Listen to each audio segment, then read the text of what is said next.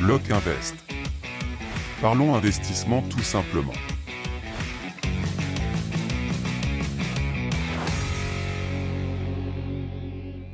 Oui, bonjour, c'est Sabri, là. Je t'appelle parce que ça fait 3 jours que tu m'as coupé le compteur, là. Je viens de m'en apercevoir hier, tu as envoyé un message. Donc là, ça va pas le faire. Donc, je viens de perdre 3000 et quelques euros, 3500 et quelques euros de marchandises dans les congélateurs. Et dans le frigo, donc là, ça va pas le faire. Donc, je souhaiterais que tu me remettes le compteur. Parce que ça allait très loin en justice. Ça commence à bien faire. J'ai payé tes loyers en liquide dans la boîte à lettres après les fêtes qui ont été prévues. Tu vas voir l'huissier parce que tu demandes l'équitable de tout le bordel. Alors il va falloir à un moment donné arrêter de me prendre pour un con. Ça on est bien d'accord? Parce que je suis bien gentil avec toi. À un moment donné, il faut arrêter de me prendre pour un con. Tes loyers sont payés, tout est payé. À part le mois d'août, là je paye fin du mois. Là je suis en inquiété, j'attends mes remboursements d'assurance. Donc, je te demande, et une dernière fois, gentiment, de me remettre le compteur.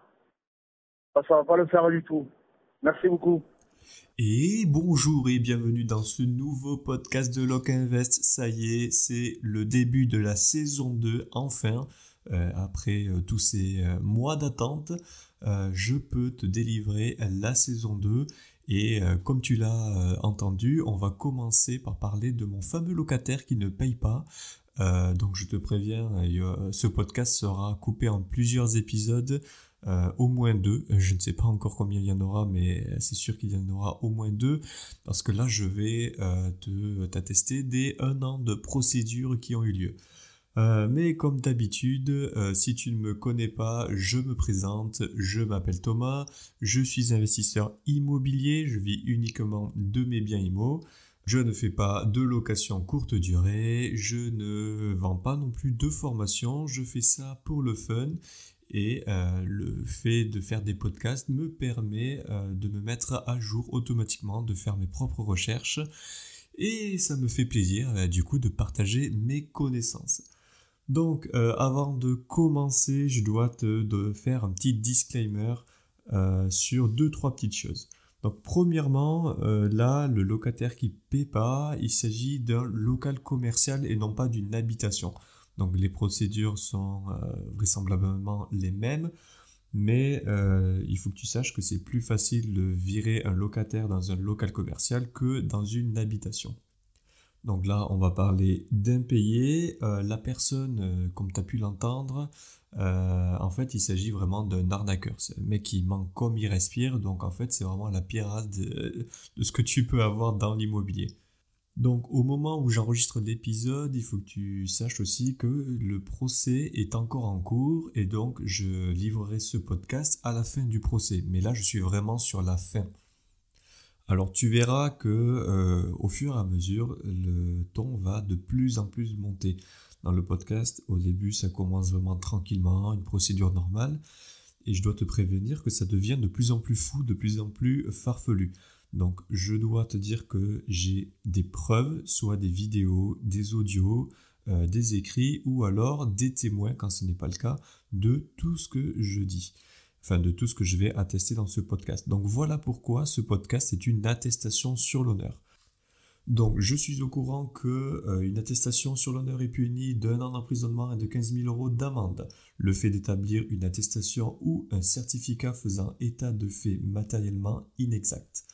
Donc tout ce que je vais dire et rétrospectivement tout ce que je viens de dire est officiellement une attestation sur l'honneur.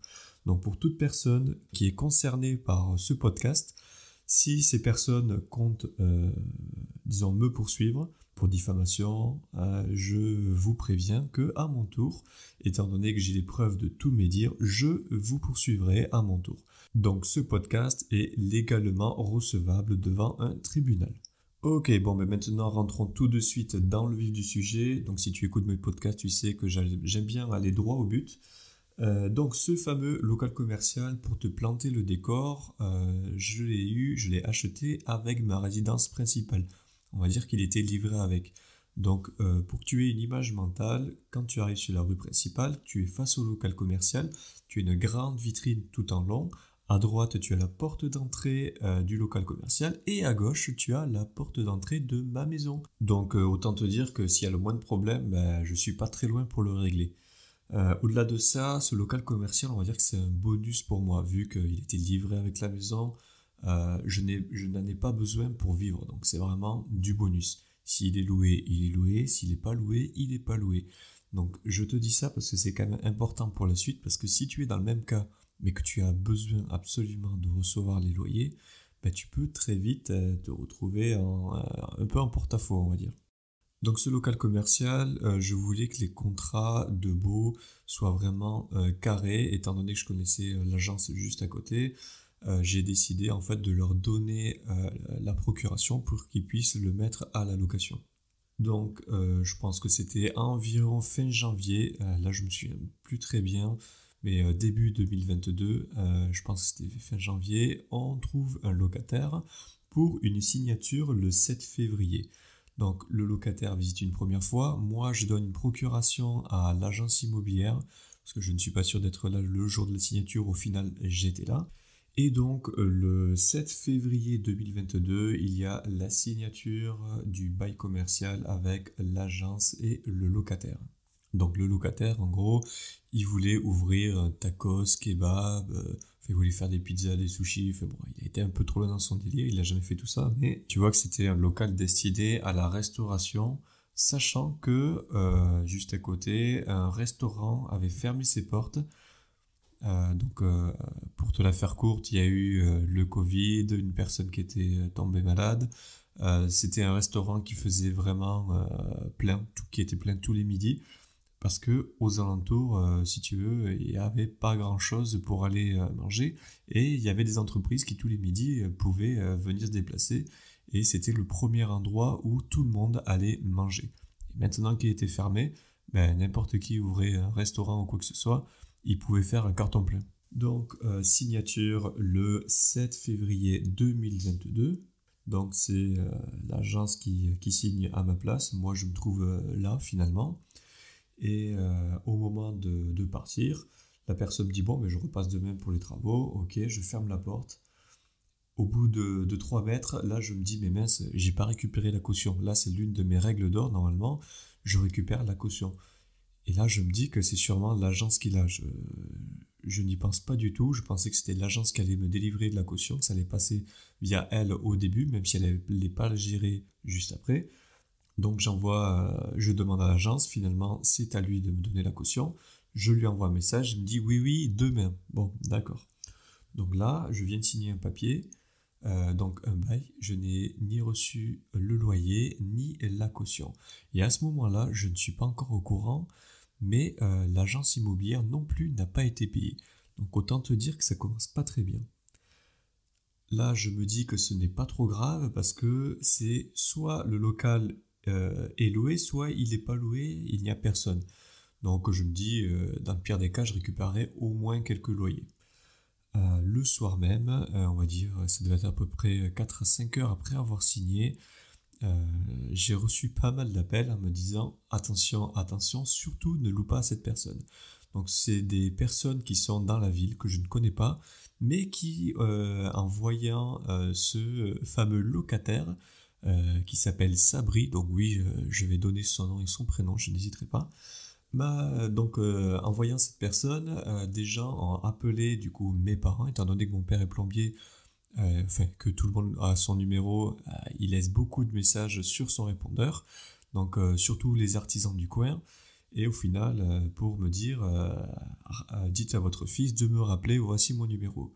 Je finis par rappeler le soir même, et là j'apprends que ce fameux Sabri sort de prison et a le profil en fait d'un arnaqueur, et que c'est quelqu'un vraiment de pas bien. Donc déjà, première information, il sort de prison.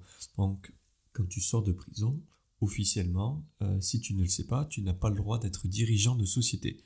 Or, cette personne ouvre le local, soi-disant avec sa société, sauf qu'en fait c'était une société, je crois, de mécanique, de casse-auto, un truc comme ça. Bon, bref. Là déjà, on va dire que ça fait déjà quand même une cartouche de mon côté. Je suis au courant, mais il ne sait pas que je suis au courant. Et là, je sais que pour récupérer mes loyers, ça va être très chaud, donc il va falloir que je lui mette la pression. Donc le lendemain, comme prévu, il revient dans le local commercial pour sûrement prendre quelques mesures. Et c'est là qu'il m'annonce qu'il va faire les travaux et qu'il en a que pour quelques semaines. Alors là, moi, connaissant un peu la durée des travaux, je dis non. Surtout si tu ne le fais, s'il fait tout soi-même. Donc là, il faisait pratiquement tout lui-même. Il allait en avoir pour pas mal de temps, surtout pour économiser comme ça. Donc il allait avoir quelques plaques de placo à mettre. Donc là, ils étaient à 2 pour le faire. Donc là encore ça va, mais c'est surtout qu'il fallait installer quand même quelques cuisines, qu'il allait commander à des fournisseurs, un baramètre, le sol. Pour les WC, il fallait qu'ils mettent une rampe pour avoir l'accès handicapé. Enfin voilà, il y avait quand même quelques petites choses qui font que je savais tout de suite que ça allait pas durer quelques semaines. Évidemment, je lui demande le loyer et évidemment, je ne le reçois pas. Donc j'insiste au fur et à mesure des jours, à chaque fois que je croise, je lui demande et il finit par me payer le loyer, le premier loyer donc de 400 €, le 12 février. Donc premier loyer mais en liquide bizarrement. Il me paye le 12 février sachant qu'il est rentré le 7 et je n'ai toujours pas reçu la caution. Le 19 février, il m'envoie un SMS pour me dire qu'il me fait l'envoi de la caution tout de suite. Et évidemment, je ne la reçois pas. Et donc là, j'ai très vite compris à qui j'avais affaire. Et je savais que j'allais devoir me mettre en chasse pour retrouver mes loyers. Donc je décide quand même de mettre la pression. Alors la pression, très simple. À cette époque, malgré tous les investissements que j'ai faits, je pouvais me permettre d'être là tous les jours. Donc, tous les jours, quand il était là, je le croisais vu qu'il faisait les travaux et je lui réclamais les loyers jusqu'à qu'il me donne une réponse. Donc j'ai eu quelques réponses. Donc comme je te disais le 19 en me disant je te le fais aujourd'hui. Le 22 février, il m'envoie un SMS en me disant qu'il a fait le virement. Et comme par hasard, ben moi, je dis ok, ben j'attends dans 48 heures, si je ne l'ai pas, je reviens. Donc lui, ça lui laissait tout juste 48 heures et ensuite je revenais à la charge. Et c'est là où il inventait des problèmes avec la banque, ce genre de choses. Bon, j'y croyais pas du tout. Évidemment, quand tu veux vraiment payer le loyer, tu peux le faire. Si tu ne l'envoies pas, c'est que tu ne peux pas ou que tu ne veux pas. Donc je lui signale cette fois-ci par SMS que je n'ai rien reçu. Il me répond, alors attends, je vais te lire. Bonjour, la caution est partie en virement, ça a été débité de mon compte. Alors désolé si j'ai du mal à lire, c'est que c'est un peu écrit, on va dire, phonétiquement. Voilà, on va dire ça comme ça. Ensuite, nous arrivons en mars 2022. Donc le 2 mars, il m'envoie un message comme quoi il a fait le virement. Bon, c'est que la 10e fois qu'il me dit ça. Mais cette fois-ci, c'était vrai. Et j'ai bien reçu les 400 € le jour d'après. Donc le 3 mars 2022, j'ai reçu le premier virement de loyer du coup du mois de mars. Et j'ai toujours pas la caution, évidemment. Ensuite, les jours passent, là, les travaux ne sont pas terminés, mais ils décident de faire, on va dire, une pré-ouverture, alors je pense que c'était fin mars, je n'ai pas la date exacte, pour les premières livraisons en disant qu'il allait faire un couscous. Donc c'est là où je découvre qu'il s'est mis en affaire en fait avec son frère, et c'était la compagne de son frère, donc sa belle-sœur, qui allait faire le couscous pour tout le monde, soi-disant. Donc je dis soi-disant parce que eux, à ce moment-là, je ne les ai pas vus. Il n'y a que Sabri qui est venu les livrer. Donc le deal, c'est que tout le monde pouvait en commander et ensuite, lui, il se rendait au local commercial et le livrait à tout le monde. Il ne faisait pas cuire les aliments sur place parce qu'il n'avait pas encore les cuisines. Il faisait ça à 10 minutes du local commercial. Donc ce jour-là, au moment où je sors de chez moi après avoir mangé, je me rends compte qu'il y a une file d'attente devant le local commercial d'une dizaine de personnes. Donc autant te dire qu'il avait fait carton plein parce qu'il y avait d'autres personnes qui n'étaient pas encore arrivées.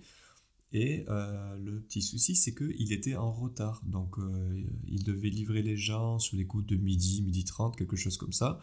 Et il ne les a pas livrés avant 15 heures. Donc autant te dire que les gens qui travaillent ne sont pas restés.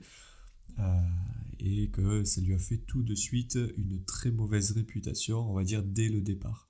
Donc il n'était pas du tout sérieux sur la livraison et au-delà de ça, apparemment la nourriture n'était pas très bonne. Ensuite arrive le mois d'avril. À ce moment-là, je repars au local commercial comme d'habitude pour demander le loyer plus la caution. Et là, je croise son frère et sa belle-sœur qui se trouvent dans le local sans abri. Donc là, je le tiens au courant, je lui dis où c'est qu'on en est pour le loyer et la caution. Et là, il était très étonné parce qu'il n'était pas au courant. Donc je lui annonce que je n'ai reçu que 800 € depuis le départ alors que je devrais être au double.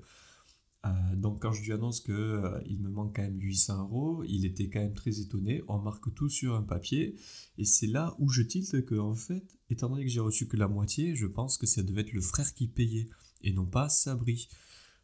Donc je laisse courir, je lui dis ben essaye de régler ça de ton côté.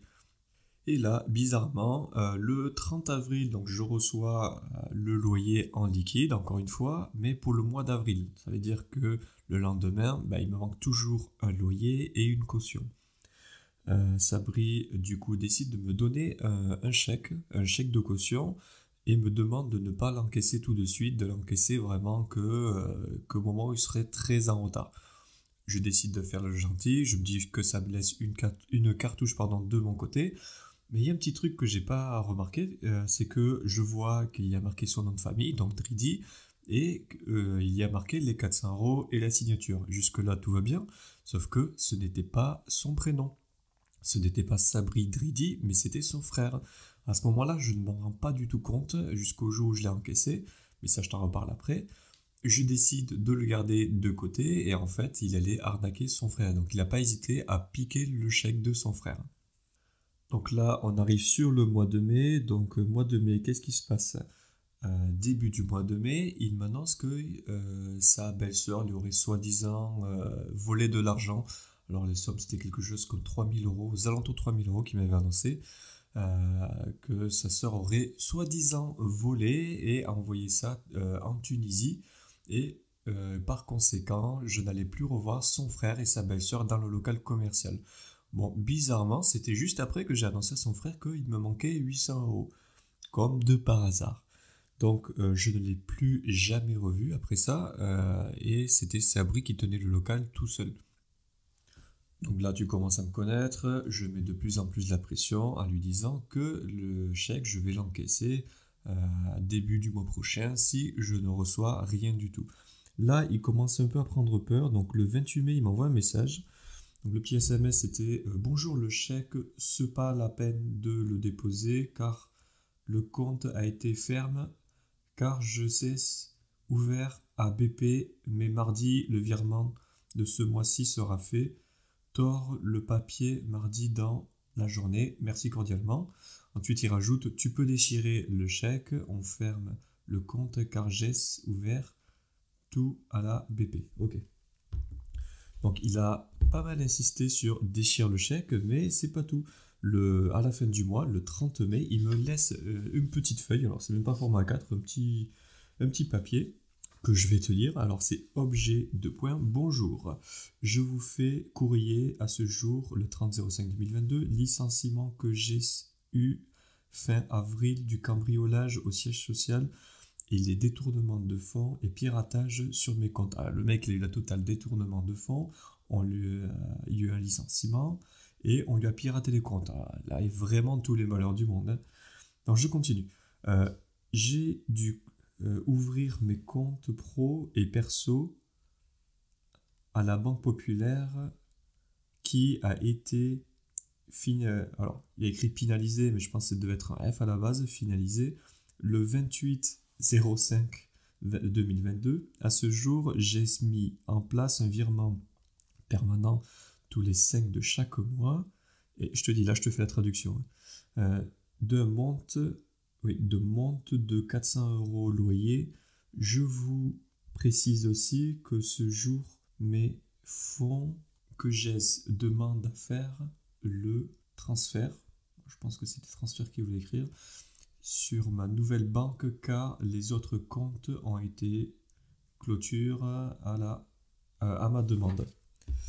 Une petite flèche en bas de la page pour la retourner et ensuite aux autres banques car j'ai tout transfert à sa banque populaire le chèque de caution vous pouvez le déchirer. Donc là, il insiste encore sur le fait de déchirer le chèque, comme par hasard. Quand un mec te dit ça et qu'il ment, bon, là, tu sais très bien que le chèque, il a toujours approvisionné. Enfin, que le compte. Car le compte est clôture. Oui, bien sûr. Je vous fais part que mardi...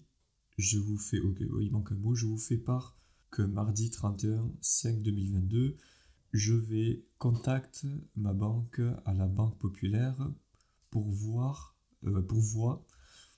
où ça est. Voilà, c'est dur. Hein. J'ai les yeux qui saignent.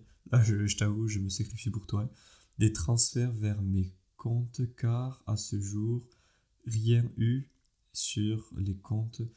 Ouais, bon, je vais pas te lire toute l'affaire, mais voilà, en gros, il a eu tous les malheurs du monde et il faut que je déchire le chèque. Voilà, je te la fais bref parce que je risque de devoir te lire quelques autres courriers, donc étant donné que ça va être pas très sympa à écouter, autant que je coupe court.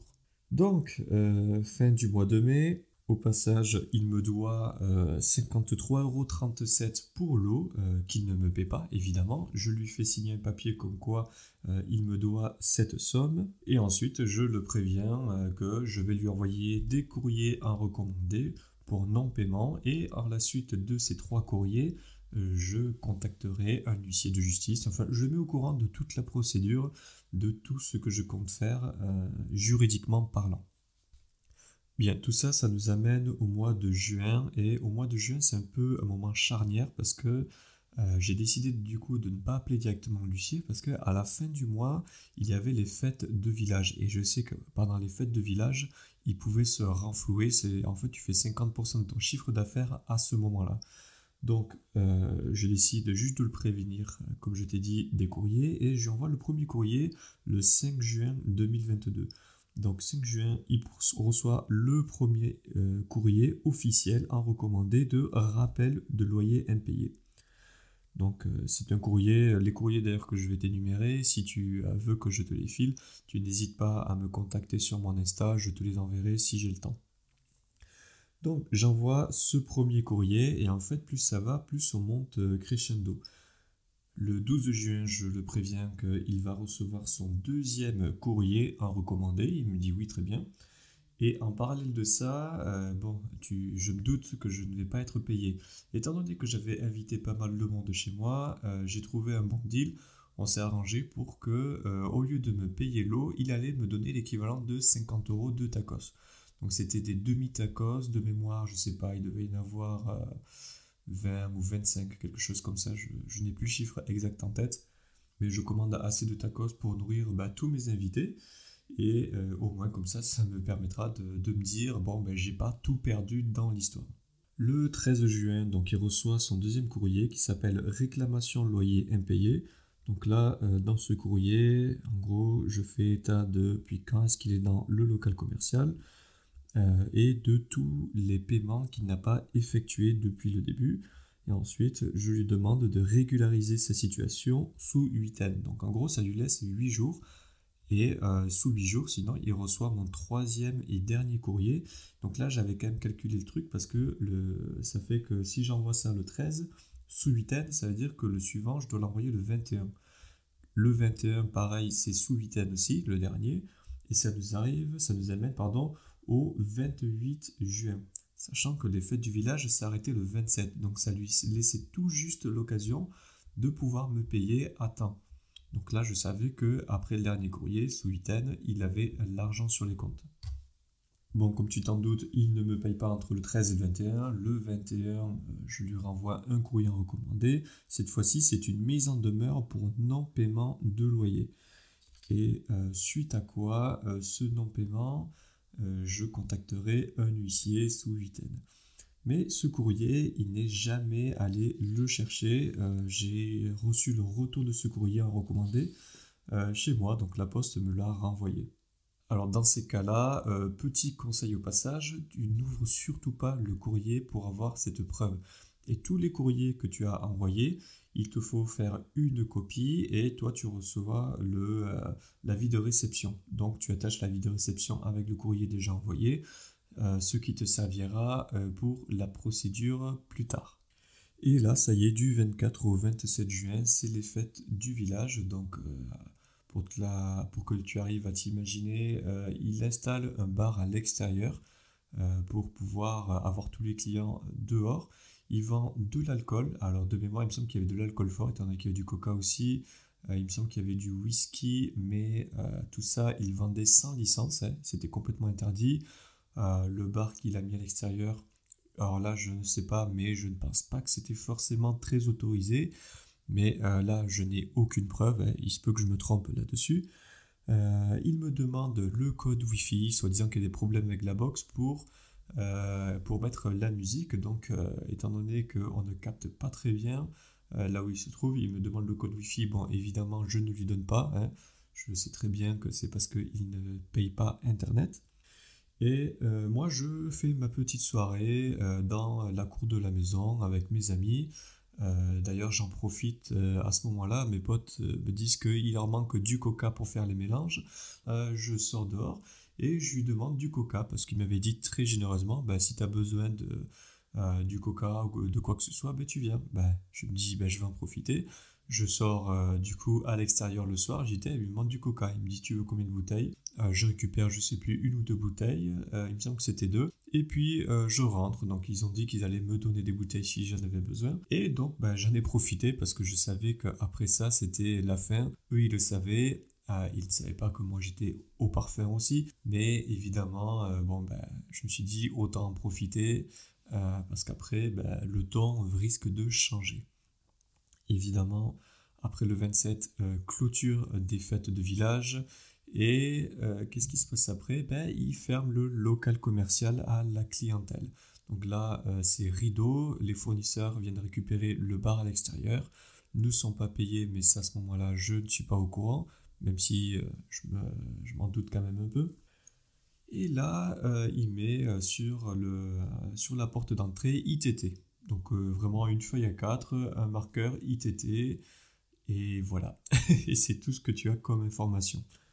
Étant donné qu'on arrive le 30 juin, je décide le lendemain, 1er juillet, d'aller voir l'huissier de justice pour le tenir au courant de toute l'affaire.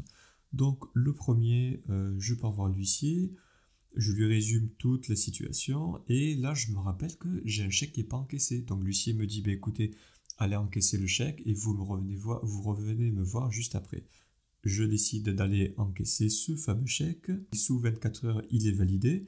Et juste après, je le reçois le 6 juillet, comme quoi ce chèque a été volé. Donc en fait, c'est là que je me rends compte que le chèque n'était pas à son nom et prénom. Donc il n'était pas au nom de Sabri Dridi, mais au nom de son frère. Et donc quand c'est comme ça, qu'est-ce qui se passe? Donc je n'ai pas reçu la gendarmerie chez moi, j'ai reçu le chèque directement chez moi avec comme pour motif, ceci est un chèque volé. Voilà les informations que j'ai eues, et c'est là que je me suis rendu compte qu'il était en train de la mettre à l'envers aussi avec son frère. Entre-temps, je m'aperçois qu'il y a une personne qui reste toute la journée devant le local commercial. Donc je vois cette personne, je retiens la plaque d'immatriculation. Et vers 18h, je me dis, là, je suis sûr que c'est quelqu'un qui cherche Sabri. Je vais aller le voir pour lui parler et lui demander s'il n'a pas besoin d'aide, ce petit monsieur. Et là, malheureusement, je suis arrivé trop tard, il est parti. Mais c'est pas grave, je garde en mémoire la plaque d'immatriculation et je décide d'utiliser ça un peu plus tard, le jour où je recroise Sabri, si je le recroise. Et le 9 juillet 2022, alors très tard le soir, vers 23h30, je te dis à peu près parce que je ne me souviens pas de l'heure exacte, mais vraiment tard dans la nuit, le lendemain, je sais que je dois aller faire le ménage dans un appartement. Donc je mets des affaires dans ma voiture qui se trouve devant la maison, sur le parking d'en face. Donc en gros le balai, ce genre de choses. Les seaux, serpillères, enfin voilà, tout pour aller nettoyer l'appartement. Et au moment où je sors, je vois sur le trottoir la voiture de Sabri et une autre voiture qui arrive en face de moi. Là, qu'est-ce qui se passe? Je vois Sabri qui me voit dans le rétro et qui part, mais comme une balle. Et la voiture qui arrive en face, c'est son pote dans une autre voiture. Donc moi, je me mets en plein milieu de la route, le balai sur les épaules. Et j'observe, je bouge pas, je dis rien, j'observe. Et là, son pote, du coup, voit Sabri partir à contresens face à lui. Et il me voit, moi, avec le balai sur le dos, en train de le regarder. Donc son collègue, qu'est-ce qu'il fait? Il fait demi-tour, mais il fait pas un demi-tour, on va dire, normal. Il fait un demi-tour devant moi, et au lieu de faire... alors si tu veux, c'est une route, c'est une départementale. Sur cette route, il commence à faire 180 degrés, sauf qu'au bout d'un moment, il se retrouve au bout de 90 degrés sur le trottoir. Donc une personne normale, c'est qu'il faut faire une marche arrière, et ensuite tu refais une marche avant pour partir de l'autre sens. Je ne sais pas ce qu'il lui a pris, cette personne a décidé de continuer sa marche avant sur le trottoir. Sauf que le trottoir, c'est un trottoir qui n'est pas fait pour ça. Donc là, j'entends un gros grincement. Cette personne roule sur le trottoir. Je pense qu'il commence à défoncer complètement sa voiture. Et il s'en va, il suit la voiture de Sabri. Je dis, bon, ok. Là, tout est normal. Là, je décide du coup de finir de mon rangement. Je rentre dans ma maison. Et petit truc, c'est que il y a une caméra de surveillance à laquelle j'ai accès qui filme le local commercial. Moi, je me dis, bon, mais c'est pas grave, je vais travailler un peu tard le soir. Je laisse mon téléphone allumé et je regarde sur la caméra jusqu'à temps qu'il arrive. Parce que je me suis dit, là, le mec, il n'a pas eu le temps de rentrer dans le local. Vu que j'arrêtais pas de faire des allers-retours entre dedans et dehors, il est parti dès que je suis arrivé. Je me suis dit, là, c'est bon, je sais que Sabri va revenir, c'est sûr. Donc, je laisse mon téléphone, je travaille sur mon bureau et j'attends qu'il revienne. Et là, bingo, au bout de 45 minutes, je vois la voiture qui se regarde. Sauf que là, j'attends qu'il rentre dans le local commercial pour descendre. Donc là, je décide de descendre au local commercial. Alors, juste avant, fausse bonne idée, je donne le téléphone à ma compagne de l'époque et je lui dis tiens, regarde, il y a Sabri qui est devant. Alors, il faut savoir, les caméras, elles ne filment pas l'intérieur du local, mais l'extérieur. En gros, elles filment le trottoir, là où s'est garée la voiture. Donc, je lui donne mon téléphone et je descends direction le local commercial. Arrivé sur le trottoir, alors je sais que Sabri était déjà à l'intérieur et ses potes étaient sur le parking d'en face, ils attendaient, ils observaient. Dès que je suis rentré dans le local, j'ai vu, bon, ils ont tout de suite traversé la route. En attendant, moi, donc je rentre dans le local et là je le vois tout au fond en train de mettre des bouteilles de whisky dans des poches, en fait, des poches de supermarché. Et il me voit arriver et il fait bonjour. Et voilà, alors le mec, normalement il me tutoie et tout, enfin voilà. Là il fait un petit bonjour de loin, très timide, et il bouge pas de sa réserve et il veut pas en sortir. Donc je me dis très bien, ben, moi je bougerai pas. En attendant, je voulais savoir quand même si il s'était pas barré avec tout l'équipement. Je passe de l'autre côté du bar.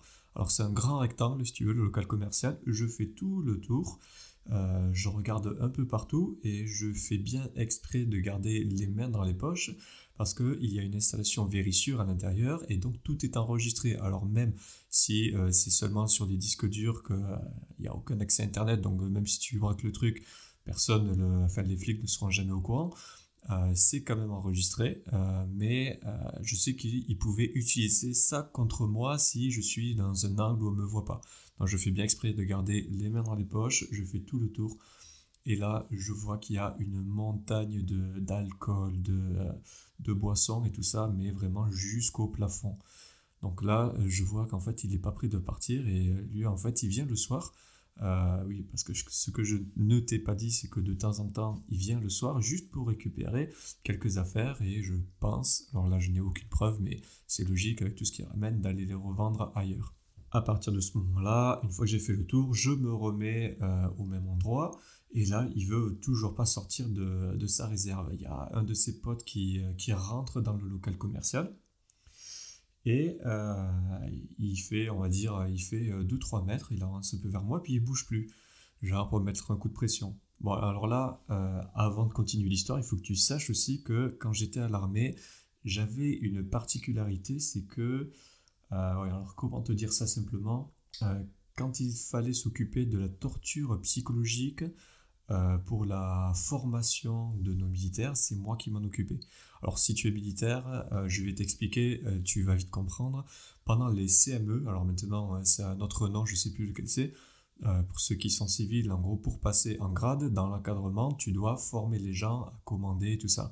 Et il y avait chez nous une petite particularité, c'est qu'il y avait de la torture, alors pas physique, c'est illégal, mais psychologique, que je pouvais soumettre. Et donc, pour ce genre de choses, c'est moi que l'on envoyait pour s'occuper de ça. Donc, socialement, trouver une faille chez quelqu'un, l'exploiter, je ne suis pas mauvais en fait. C'est un peu ma zone de génie, on va dire. Donc, bref, son collègue rentre dans le local commercial. Et là, premier truc que je fais un 180 degrés, je me retourne face à lui, je rentre dans sa zone de confort à lui, donc c'est-à-dire que je me mets genre à 50 cm de sa tête. Donc, si tu veux, c'est une zone, quand tu ne connais pas la personne, dans laquelle tu ne dois pas rentrer. Donc, je rentre à ce moment-là, je regarde droit dans les yeux, et tout en parlant à Sabri derrière, je commence à crier « T'as eu des nouvelles de l'huissier ?» Automatiquement, le mec, il s'y attendait pas du tout, il est ressorti tout de suite. Et là, Sabri, il a vu qu'il se retrouvait un peu seul, il est sorti de son truc. Et moi, je me suis mis au niveau de la porte. Donc en fait, c'est simple, s'il voulait sortir, il fallait qu'il me passe dessus, littéralement. En fait, j'étais là, je le bloquais pas vraiment, mais socialement, tu peux pas venir me pousser pour le poindre truc. Et puis, il savait qu'il y avait des caméras partout. Il sortait de prison, il pouvait très vite y repartir s'il me faisait le moindre truc. Bon, ça, j'en avais conscience, il ne sait pas que j'étais au courant. Mais bref, je me mets au niveau de la porte. Et donc, tout de suite, là, il sait pas trop où se mettre. Il demande du feu au mec qui est dehors, sauf que moi, je bouge pas. Donc, le briquet passe à côté de moi. Il voit très bien que je compte pas bouger de la porte.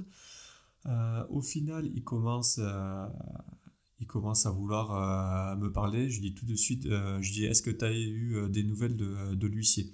À ce moment-là, je pensais qu'il avait déjà reçu le courrier, mais il ne l'avait pas toujours. Enfin, l'huissier n'était toujours pas arrivé chez lui. Là, à ce moment-là, je n'avais pas encore cette info. Là, à ça, Sabri me répond, ah non, mais la banque et tout ça, il commence à me parler de la banque. Je dis non, stop, je veux rien savoir. Je le coupe immédiatement dans son élan et je lui dis, non, si tu veux en parler, tu en parles à l'huissier. Je lui ai tout délégué à partir de maintenant, ça me concerne plus. Si tu as un problème, c'est avec lui que tu vois, c'est plus avec moi. Voilà, comme ça, les règles étaient imposées, c'était clair et net, au moins il était au courant. Il m'a dit, d'accord, enfin, voilà, il a baragouiné ce qu'il a pu. Et à ça, je ne suis pas sorti. J'ai enchaîné avec une petite interrogation qui n'était pas là pour rien. Je lui ai dit, écoute, est-ce que tu connais telle voiture, tel modèle de voiture avec telle plaque d'immatriculation? Lui, il aura sur un site internet et tout. Il dit, ah oui, c'est tel modèle, telle marque. Je dis, oui, c'est ça. Et là, il me demande pourquoi est-ce que je lui demande ça? Parce que ça, normalement, ça n'a rien à voir dans la discussion. Et c'est là que je lui dis, mais écoute, il y a une voiture qui est restée toute la journée là devant. Là, il me dit devant ta maison. Je dis non, devant le local. Là, il y a eu un petit blanc. Et là, je lui dis non, je pense qu'il y a quelqu'un qui te cherche. Ça, c'était vraiment histoire de bien lui mettre la pression. Donc là, je sais plus du tout ce qu'il m'a répondu à ça. Et j'ai enchaîné par par contre, je veux récupérer les clés de chez moi. Oui, alors je dis les clés de chez moi parce que son compteur à lui était dans ma maison. Et étant donné qu'il ne payait plus, je lui ai dit tout simplement que j'avais besoin des clés. Bon, à ce moment-là, il n'est pas au courant, mais j'avais déjà changé le barillet au cas où. Donc je lui ai dit, bon, tu me le donnes demain dans la boîte aux lettres. Là, je sors du coup sur le trottoir. Il y a son pote et sa copine là qui ont rien manqué de la discussion. Et je regarde, pareil, je me rapproche de son pote et je lui dis alors dis-moi ta voiture sur le trottoir, tu l'as pas trop abîmée? Ce à quoi il me répond, j'ai défoncé. Je commence à avoir un grand smile parce que le mec il a défoncé sa voiture vraiment pour rien du tout. Mais je suis content parce que maintenant il est au courant qu'il y a une histoire d'huissier entre lui et moi et j'ai bien vu à sa tête qu'il n'était pas du tout au courant. Et Sabri me l'a bien dit plus tard, oui, tu parles d'huissier devant les clients, enfin bon. Mais ça, je t'en parle juste après. Donc, pour terminer, je repars et juste avant d'entrer, je lui dis n'oublie pas les clés demain dans ma boîte aux lettres pour parler des clés de ma maison. Je rentre, je remonte à l'étage et là, je vois du coup mon ex-compagne complètement tremblante en train de me dire putain, mais t'es complètement fou, j'ai failli appeler les flics et tout ça, je voulais t'appeler, mais c'était ton téléphone que j'avais dans les mains. Et oui, parce qu'en fait, ce à quoi j'ai pas pensé, c'est que en fait, elle m'a vu rentrer dans le local. Ça a duré, je sais pas, peut-être 20 minutes, une demi-heure, l'histoire. Et elle me voyait pas ressortir. Ce à quoi elle me répond, ouais, mais imagine, je sais pas ce qu'il pouvait te faire, imagine, c'est un psychopathe et tout. Je lui ai répondu texto, mais chérie, entre nous deux, tu sais très bien que le psychopathe, c'est moi.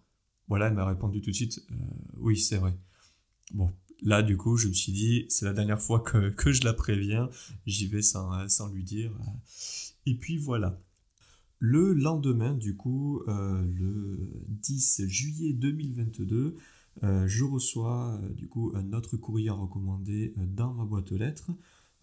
Bon alors, où il dit un peu tout et n'importe quoi, et c'est à ce moment-là où j'étais en train d'enregistrer mon tout premier podcast. Et dans mon tout premier podcast, tu m'entends le lire vraiment en diagonale. Et alors, je ne l'ai jamais vraiment lu en entier. Du coup, c'est le moment ou jamais. Bon, alors là, je vais te le lire aussi en diagonale. Il m'envoie un truc, objet 1, plusieurs incidents rencontrés, tout ça. Donc en gros, il a dit qu'il a eu plusieurs problèmes avec moi. Objet 2, depuis que je vous ai demandé les quittances, le loyer depuis que je suis rentré. Donc voilà, alors soi-disant qu'il m'a demandé des quittances. Quand j'ai vu ça, je me suis dit, bon ok, le mec, il a décidé de mentir, il se prépare à un procès. Ouais, bon, bah c'est de bonne guerre. Hein. Qu'est-ce qu'il me rajoute? Déposer le loyer. Ah oui, il a déposé le loyer de 1 200 € en billets de 20 et de 50 dans ma boîte aux lettres. Depuis, il n'a toujours pas reçu les quittances. Voilà. Oui, c'est normal. Quand tu donnes 1 200 € à quelqu'un, tu lui fais par courrier en billets de 20 et de 50, tu fais pas de recommandé et tu préviens pas la personne par SMS. Oui, c'est logique. Donc, d'ailleurs, au procès, on en a reparlé et évidemment, ça tenait pas debout. Ensuite, objet 3, le 9/07/2022, donc ça c'était la veille. Je suis passé dans mon établissement, vous êtes passé vers 23h, vous avez cherché des affaires, savez appeler et moi, oh là, je comprends rien. Cherche de la marchandise, vous êtes permis. Attends, hein. Je découvre en même temps que toi. Ah oui, en gros, il dit que je suis passé derrière le comptoir, que je lui ai mis en gros un coup de pression. Voilà. Qu'est-ce qu'il y a d'autre? Ah oui, après, alors des menaces, des actes d'intimidation commis contre les personnes. Persos, il a écrit ça. Article 43. Ah oui, d'accord. Alors là, il met un article de loi 433-3 ordi par la loi, bon d'accord, numéro 2021-15-20 du 25 novembre 2021, article 55, est puni de 3 ans d'emprisonnement. Alors j'aime bien parce que ces gens-là, tu verras, ils te sortent toujours des textes de loi. Ils sont pas avocats, mais ça c'est un truc que j'ai déjà vu. Quelqu'un qui voulait m'envoyer son préavis. La personne qui s'y connaissait le moins, c'est la personne qui m'a envoyé un article de loi dans son préavis, en fait, dans son courrier recommandé. C'est hallucinant. Enfin bon, t'as toujours des trucs comme ça qui reviennent souvent, c'est toujours les mêmes choses. Ensuite, objet 4. À ce jour, vous avez déposé un chèque de 400 € qui était juste un chèque le temps... Oui, ça c'est le fameux chèque qu'il a volé à son frère. Donne les 400 €, je vous paie par la remise. Ah, non, c'est à la remise du juste une garantie que vous l'encaissez, en un seul mot, l'encaissez, pas et vous que je me suis déposé avec mon frère. Ah si, il dit que c'est son frère. Bon, je t'avoue, j'ai jamais lu vraiment ces trucs. Hein. Parce que bon, à partir du moment où tu mens, je vais pas plus loin, mais là je le fais pour le podcast, tu vois. Donc je découvre en tant que toi. Qui est tutulaire. Attends. Mon frère qui est titulaire. Titulaire sur mon chèque, il veut dire côtoyer cette preuve avec vous et vous avez été de mauvaise foi. Vous me l'avez pas, avec en un mot, rendu, et vous l'avez jamais eu question de le dépose, ok. Section 1, de l'abus de confiance, oui, voilà, il te sort un autre article 314-1, et putain, les chiffres, il sait pas les écrire. Enfin bref, je vous adresse la présence souplie simple et recommandée. Dans l'attente de votre courrier, veuillez agréer, madame, monsieur d'exception, de mes salutations distinguées. Alors, au lieu de fais-le, il y a foule, le 10/7/2022. Et sa signature. Donc, voilà ce à quoi j'ai eu affaire. Donc, alors là, de deux choses l'une. Tu imagines, tu as un local commercial, tu me loues un truc, et tu me dis, bon, ben écoute, là j'ai des problèmes d'argent et tout, je préfère arrêter là. Avec moi, c'est simple, je dis, ok, ben tu me rends les clés, on arrête là, et on va pas plus loin, je te poursuivrai pas, ni rien. En revanche, là, il commence à proférer des menaces en disant qu'il a des preuves sur moi et tout ça, alors que je sais très bien qu'il a rien du tout. Il ment sur moi. Alors ça, c'est le truc que je déteste, les fausses rumeurs, ce genre de choses. Et là, petite goutte d'eau qui fait déborder le vase. Alors le 22 juillet, il reçoit mon courrier d'huissier. Donc l'huissier est parti le voir chez lui. Et là, à ce moment-là, il m'envoie un petit SMS avec les photos du courrier d'huissier avec « Bonjour, mais une blague, ce que tu fais, je vais pas me laisse faire, il y a la justice qui va tout règle et tranche. » Voilà. Il rajoute ensuite je vous réclame les quittances. Alors là, il ment, c'est le truc qui m'en fout. Et vous envoie maître Bip, commissaire de justice. Ça va pas se passe comme ça, car j'ai tout à jour et je vais pas me faire avoir comme ça, car vous m'avez demandé de déposer le loyer dans la boîte aux lettres. Voilà, pareil, il rement une deuxième fois. Bon, bref, là, il ment tout le long du message. Et là, à partir de là, tu vois, moi, à partir du moment où tu mens, je me mets en mode prédateur. Je savais exactement ce que je voulais faire et je me suis parti en chasse. Bon, juste avant, je suis parti en vacances. Donc là, on était donc fin juillet. Le 4 août, j'envoie mon premier podcast. Je pars en vacances et je sais qu'au retour des vacances, j'allais m'occuper de lui. C'était obligé, évidemment, légalement. Et donc, je suis rentré le 9 août 2022. Donc, j'ai commencé à prendre pas mal de photos de ces voitures, de ces trucs. Parce que l'huissier m'avait demandé qu'est-ce qu'on peut lui prendre. Ça tombe bien, j'avais les caméras de surveillance. Donc, ça, première chose. Ensuite, j'apprends qu'il ne paye pas non plus son propriétaire actuel. Que les plaques de placo, il les a volées à son propriétaire chez qui il loge, et il les a installées dans le local commercial. Donc là, j'apprends ça, je lui dis, mais attends, s'il n'a pas payé les plaques de placo, est-ce qu'il a payé l'électricien? Je passe voir l'électricien, il ne l'a pas payé. Je passe voir l'agence immobilière, pareil, impayé. La personne qui lui a fait la façade. Qui c'est qu'il y avait d'autres? Ah oui, et je suis parti voir aussi le directeur de l'assurance chez qui il était. Alors là, la petite astuce, c'est que tu n'as pas le droit de demander directement à la personne, oui, est-ce que cette personne paye?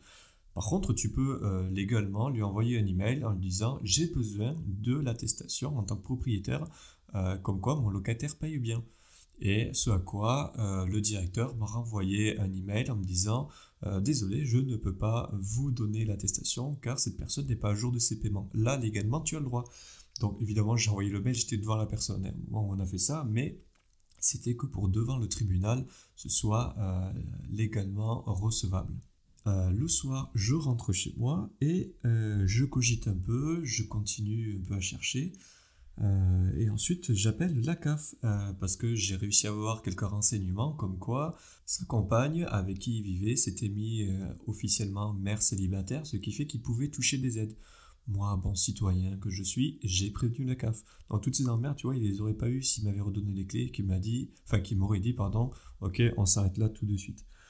Là, je continue à cogiter, je suis toujours en mode chasseur-prédateur, et là, je réfléchis au compteur EDF. Je me dis, mais attends, s'il ne paye pas l'assurance, comment est-ce qu'il fait pour payer l'électricité?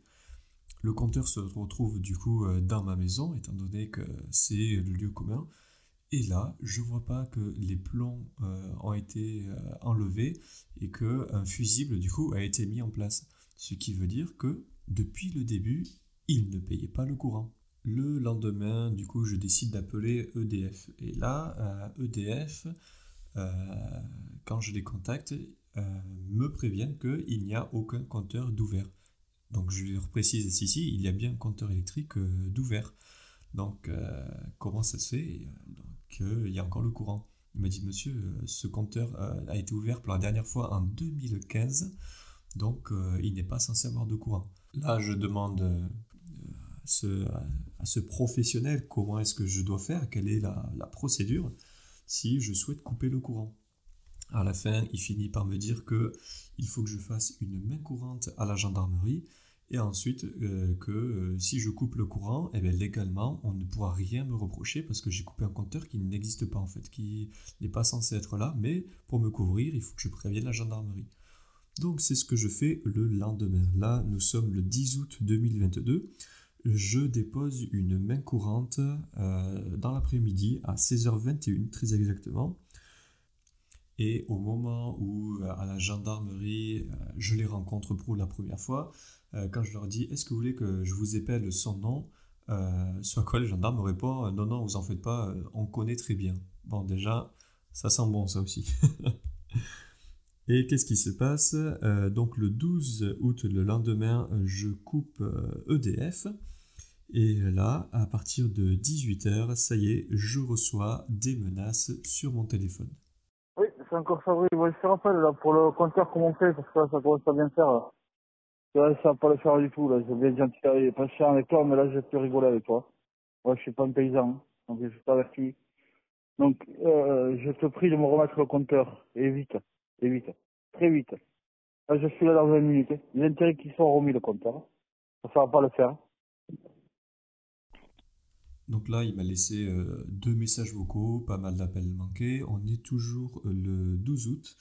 Et en plus de ça, il m'envoie un petit SMS en me disant que je lui ai coupé le compteur. Jusque-là, c'est vrai. Et qu'il a perdu toute sa marchandise pour 3570 €. Et donc qu'il doit tout jeter et qu'il allait me mettre en justice. J'ai envie de dire, appelle ton assurance. Petit clin d'œil. Donc, une fois que tout ça c'est fait, le lendemain, évidemment ça continue, hein, je ne lui ai pas remis le compteur de toute la nuit. Et là, toute la journée, je reçois plein d'appels manqués. Ma copine qui commence à stresser parce qu'on n'était pas à la maison, elle voulait pas revenir et tout ça. Et elle me disait, mais dis que c'est EDF, dis que c'est pas toi, que c'est EDF qui a coupé. Alors là, j'étais complètement contre cette idée parce que ça voudrait dire que je mens.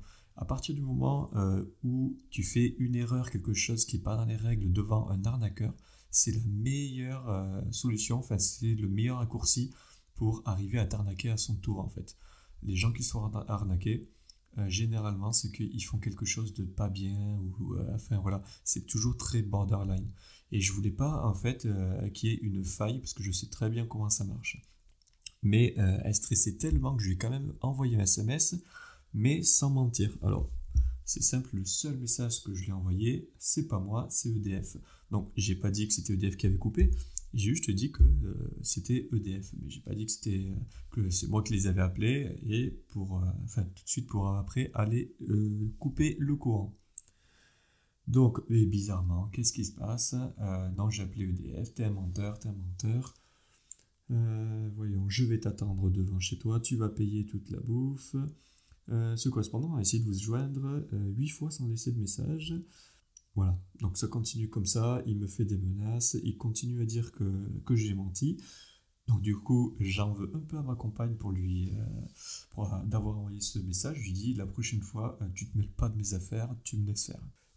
Bon, ensuite, qu'est-ce qui s'est passé? Eh ben, ensuite, j'ai reçu quelques messages vocaux que je vais te faire écouter. Oui, c'est ça, oui, là. Comment fais-tu m'ouvrir la porte parce que j'ai accès à mon compteur ou soit je ouvre moi-même.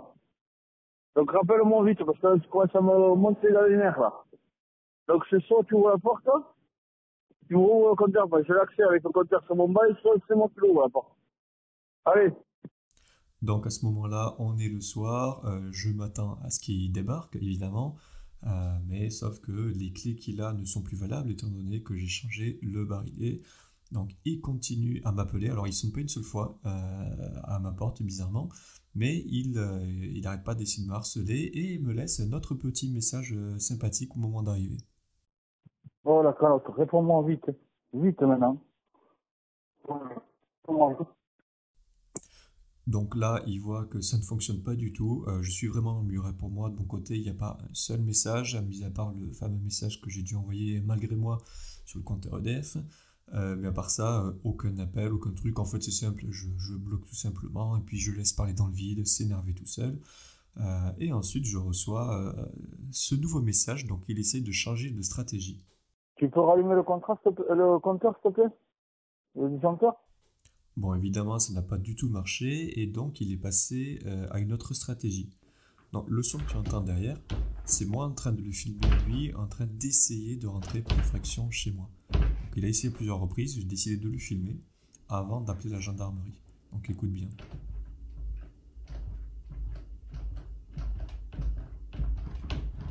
Voilà, ça c'est lui en train d'essayer de rentrer chez moi.